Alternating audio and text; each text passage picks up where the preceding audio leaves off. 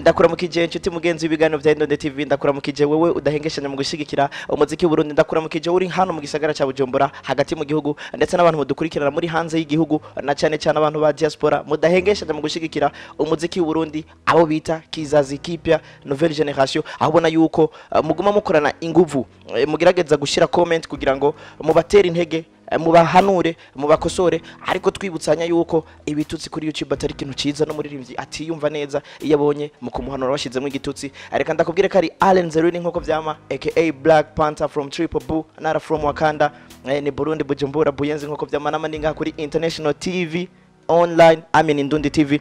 Nkuko uri kurabibona ndi kumwe n'umusore ariko arabikora neza, umusore ariko akorana inguvu cyane, ni Mugisha Jean Junior, ucyumva kari J zibiri, ni Double J Bad Boy Killer. Ngo atakibarizwa muri Bantu Boy je ntumbaze, ariko icyo nzi yuko yabivuze itariki imwe y'ukwezi kwa kane, nawe ngira uco bimenya uko bivyifashe. Dabo ndakuramutse.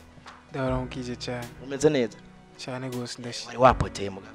Nigiye kinini kabisa tutabona. Sinarutse no kubona ka message basi. Ka message kaje nawe nikobura bro. Umeze gute?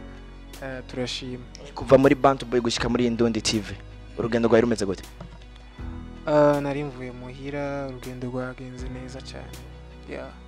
Ejo hari itariki imwe y'ukwezi kwa kane, twarabonye post ya Mutama Papa Mugani, turabona na post ya Kiriko Akili, turabona na Mugisha Jean Junior yaravuga ati nta kundi twabanye neza, na post yewe byari byifashe gute? Abantu bumva yuko byari ukuri canke kwari ukuri kwijya tariki nyene? Ubwa mbere na mbere nashaka nyene kubahumuriza nta kintu na kimwe cyabaye, gusa ari juste kujana n'ibihe, kujana n'umunsi nyene wari wahariwe bijyanye kugira gukanga abantu gatoyi yari umunsi itariki ya mbere, sinzi ngene bavyita poisson d'avril, ibintu nk'ivyo ntivyari serious, yari just nyene joke. Urumva yuko abantu nahaye inyishu ku munsi w'ejo cyangwa ku munsi wo mu gatondo ntigeze ndababesha, itariki imwe niko yamimeze, abantu twivuke muri avril muradutubunga cyane. Dabo muri Dabo muri Bantu Boy bimeze gute? Bantu Boy turashima kabisa. Bantu Boy mbavuze ibikorwa bimeze neza cyane, turabandanya dukora. Mwarabonye video nshasha numva shaka, ejo bundi mwarabonye na video ya Mutama Fizo, vuba cyane murabona n'ikindi gikorwa cya Kiriko, ndibaza uyu mwaka n'umwaka w'ibikorwa byinshi. Nimba atari banga ku bantu usanga bafise rotane mu gukurikirana ibintu bya social media, ubu Double J ageze muri video zingahe kuva ashitse muri Bantu Boy? Ni video zimaze gusohoka ni zibiri, ariko hari izindi ziri muri stock nyene, turindiriye umwanya mwiza ugira turekure, kubera ubu ni Bantu Boy turavise n'imezo ya production audio na video. Umva kujya tubika ama audio niko dushobora kubika video, kubera ivyuma biba ari ivy'iwacu, tuvuze ati reka tujya hano naha dushutinga akantu kuunye hama tukabike, naco rero bitwaye. Urumva izimaze gusohoka ziri official ni zibiri gusa, hatarimwe ama collab. Tuvuze muri video za Double J, turavye creativity zirimo na cyane kuri director w'ama video yiwe, haruri kuyiheruka gusohoka, creativity irimo nkijya, harimo idea ya Double J canke byose byavuye muri general? Ni novuga ko ari idea team yose, kwera twe dukorera hamwe, twese turicara hamwe, kwera tuba turiko duharanira inyungu imwe, twese turi muri mezo imwe, umva turashira imitwe hamwe, urazi ku mutwe umwe wifasha gusara gusa, umva twese turakorana tukiga, tukabona tuti dukore gutya kugira ikintu kimere neza. Mu mwaka wose hari hinduka Double J abona kuri we, haba ku mubiri haba mu bikorwa? Hinduka je nshobora kubona ko yasinibona, maybe ko bavuga ati Double J ni munini cyane, ari Remera, Double J arafise ukuntu ataboneka mu masanamu navuze muri party zose. bon sinzi abantu nibo babona ko umuntu yahindutse ariko bon icyo mbona nahindutse ni gutera intambwe kubandanya bungura ubumenyi kera nta masanamu nakora sinari bwaronka uburyo bwo kuyakora ariko ubonye ndashima Imana ashobora gukora video abantu bakavuga ati video ni nziza ari video ya kabiri yumva bimicizere ko nzogera nko kuri video zitanu zingahe ngeze ku yindi ntambwe ariko ngufashije Double J ari ikintu yahindutse. Double J nterafise trade bon ivyo bivana nyene n'akazi dukora kubera uri umuntu uboneka kenshi cyane nko mu masanamu cyane ifo kuhindura look apana ko abantu uko bakubonye muri video iheza ariko bakubona no muri kurikira umva nta kabijya ubu bubazaniye nta bishasha umva kugerageza guhinduka nyene umuririmbyi ategezwa kwa mahinduka akajana n'ibihe abanyagihugu akabahindurira kugira ntibarambirwe. Challenge iri hagati ya Bantu Boy na Empire Avenue. Double J ayibonamwo nk'iki? Ayibonamwo nk'uruhombo muri Buja Flavor canke ayibonamwo nka challenge bifise cifasha muri Buja Flavor? Challenge yaguterera hari ukuntu mengo muri Bantu Boy ndabizi nka kumwe byari byabaye hagati ya wewe cyatura indirimbo ya Kiriku nka kumwe duheruka kubibona kwa Kiriku. Nta challenge jewe nzihari kubera deja twe turi Bantu Boy urumva nta kintu dushobora kugira tutapanze urumva nta na kimwe je mbona nta challenge urumva nta ihari nta challenge je mbona kabisa. Hagize ubifinga Double J ari nka challenge atamutima muba bifisemo Double J uvyakira gute? Bon kubwanje je ndi umuntu nafatwa n'ishavu cyane uko nyene ku bintu bitoyi uretse ko peut-être umuririmbyi aba yabikoze kubera abona ati ibintu ndabikoze gutya ciye ku mugongo wanaka birashobora kunshikana ahantu umva bimushikana ahantu je nkunda iterambere kuri twese urumva bimuteza imbere ni bon vraiment ndamwancourage.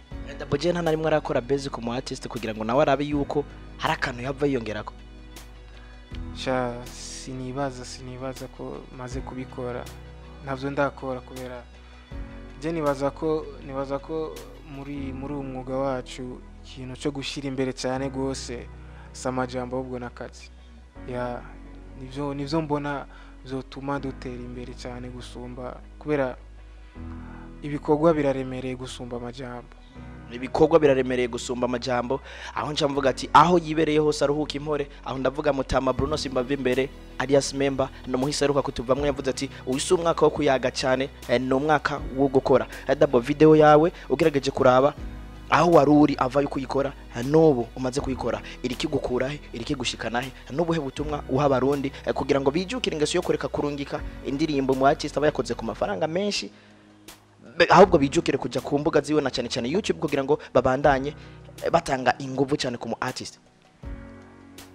Video iri kwinshikana ahantu hashimishije cyane kubera hari abantu batari bake bagenda baramenya je batari banzi, hari abantu bakunze indirimbo zanje kuva nkitangura kuririmba ariko batari bazi réellement ingene meze Double J wariwe umva naho duhura ndabona nyine ko batangaye kumbona baryohewe kumbona umva biruta nka kera nyine naho naca mwibarabara ntiwamenya ati ujya n'umuririmbyi umva iyo ni intambwe nini kuri jewe. Video bayakiriye neza n'ama views ariko araduga cyane mu 50,000 mu ndwi zibiri umva sinabi kuri kote yacu mu Burundi. Je nibaza ko ari ivyo sinzi ko ari ikindi nibagiye. Hari umuririmbyi Double J yoba yipfuza gukorana nawe hano mu gisagara cya Bujumbura nkamwe yoba hari direct muvuga ati nkamwe no shaka gukora collab cyangwa musaba collab umuririmbyi azuga mbere nini? Big Fizzo. Umurapa mushobora gukorana muri kano kanya yoba ari nkana? Umurapa dushobora gukorana umurapa nifuza gukorana nawe nkamwe umurapa nifuza gukorana nawe indirimbo muri kano kanya ni petit frère wanje yitwa Wizzy F. Ntaramenyekana cyane ariko ariko araza ndamwemera cyane. kuki mutarakorana kugira ngo rino zino ufise nawe umuhe ko gatoyi ku byamwamaze kuronka? Hajya biragoye gufasha umuntu nawe utarifasha, ifu kubanza ukiyubaka nawe hama ugafasha umuntu nawe ufise aho umaze kugera. Umva rero ni buke buke ko nzogenda ndatera imbere, nanje ko nzogenda ndamukwega buke buke, ndibaza muzomenya tu arashoboye, muzomenya kandi vuba cyane. Muzoyimenya kandi vuba cyane. Ni Mugisha Jean Junior aka Double J Bad Boy Killer. Burya sinkunda guheza ikiganiro nashizemo utuntu nyene twa joke cyangwa utuntu twe tubazo tugenda turi TikTok, mba numva umengo baranyivye cyane. Double top 5 kuko ndanavyikundira. Double J afise igiteramo, Double J concert cyangwa Mugisha concert, bamusavye aba artist batanu cyangwa yiyumvire aba artist batanu, abona yuko ico giteramo gishobora kuzana umwimbo mwiza. Ubura ni nk'abandi atabujyanye igiteramo, ntegura igiteramo shirimo abarimvyi batanu, ya abarimvyi batanu jeni baza biravana na kubera no kuorganiza ibiteramo burya ni talent. Iyo bari nka Famba ico kibazo ari kucishura bitamugoye cyane kubera ibintu vya organisation vraiment sindabijamwo cyane. Indirimbo zitanu Double J aheruka kumviriza ubwa nyuma muri telefone ziwe y'abarundi. Indirimbo z'abarundi zitanu mperuka kumviriza, hariho deja zirya zine nshasha za Black G, hari indirimbo nshasha Kiriku iri muri studio itarasohoka, ya Jona ko ndayumviriza cyane. Ndibaza zakwese umuririmbyi wa nyuma muheruka kwandikiranira kuva ishike ngaha yo bari nka umuririmbyi wa nyuma duheruka kwandikiranira Bface. Basha dusubiremo kano kantu, ukubaha bisumba ukubahwa, ukubahwa no kubaha byose ni icubahiro. Ariko nkaca ndagasubiramo kuntu ukubaha bisumba ukubahwa, ukubahwa no kubaha byose ni icubahiro. Ukubahwa bisumba ukubahwa subiremo ukubaha bisumba ukubahwa, ukubahwa no kubaha byose ni icubahiro. Aho nabivuze kugira ngo uvyumve, ariko ukubaha bisumba ukubahwa, ukubahwa no kubaha byose ni icubahiro. Ukubaha bisumba ukubahwa, ariko kubaha byamaze kumunanira. Amfasha twivugire kano koroshe ngo vya vyana vya vyanwa vyariye vya vyamwa byabyo, none vya vyiso byabyo byavyimbye. Vya vyana vya vyanwa vyariye vya vyamwa byabyo, none vya vyiso byabyo byavyimbye. Vya vyana vya vyanwa vyariye vya vyamwa byabyo, none vyiso byabyo byavyimbye. None vya vyiso byabyo byavyimbye. Aho onya nashiye kuronka nka 60% ariko kubera byabyo ni hagatego kare kabisa. Double akajambo kanyuma ku barundi muri kano kanya ntikaba kanyuma nk'ugiye gupfa, ariko abarundi riko basaba iki baterera iki ni giki kibuza umuziki w'Uburundi kuri kote zose ku baririmbyi, kwamenyesha makuru ndetse no ku bafanzi, kuko ndazi mu bintu bituma tudatera imbere gose kote zose ziragwaye. Bon akajambo kanyuma navuga nuko abarundi twogira twokunga ubumwe tugashira hamwe hama tugakorera hamwe. Je ndibaza ko dukoreye hamwe byo dushikana kure cyane, nka kugiye babigenjeje kuri kote ya football, tukaja hamwe twese tugashigikira timu yacu, niko twokwiyunga hamwe tugashigikirana abaririmbyi ku baririmbyi n'abanyagihugu bose bakadushigikira. Umuririmbyi ateye imbere ubundi ntabibone nabi, amanye ko uno musi ariwe ejo nahaza ukurikira nawe. Umva ico nafise jewe mugenzi wanje aragifise, umva tugiye hamwe ntaco twoba tubuze kabisa. Ya niko ndabibona. Bamenyesha makuru basupportinga abaririmbyi bose bataravye ngo uyunye ngo yampaye ngahe canke ngo uyunye ngo duhora duhurira ngo hana ngo mukabare ngo akangurira inzoga. Urumva bigenze gutyo ari amatara amwe twaba turiko turazibira muri iyi game, kubera hari abantu usanga bazi kuririmba ariko ivyo badashobora kubibakorera. Urumva wowe uravye ivyo onye umuziki no ufuteye imbere, twoguma turi babaririmbyi babandi nyene. Ya abafans nabo babandanye bijukira kudukurikirana kuma social media yacu, nka YouTube kugira subscribe, Instagram, Facebook, hose badukurikirane batube hafi ibikorwa tubikorerabo ya turabakunda cyane. Izo zari impanuro za Mugisha Jean Junior, jewe yari Allen Zerili nk'uko vyama inyuma ya kamera ya Mari Mutama King Epimax, umuntu yamatuma ibintu bimera neza cyane. Reka ndagushimira wowe wadukurikiranye kuva ku munota wa mbere gushika ku munota wa nyuma, ariko nk'uko Double J yahejeje kubivuga hakaba hakiri ijambo ritukura ukabura umushyitsi ngaho afite undi jambo subscribe rikwemeza yuko wamaze kuba abone, haragakengeri kace kaza ngaho kakwemeza byose ucuronka notification izira guha update ku muziki w'u Burundi na cyane cyane ko baririmbyi bacu abari ngaha n'abari hanze y'igihugu. Diaspora ndababwire ko ndabakunda cyane, Imana igumi bampezagirira, amani sana.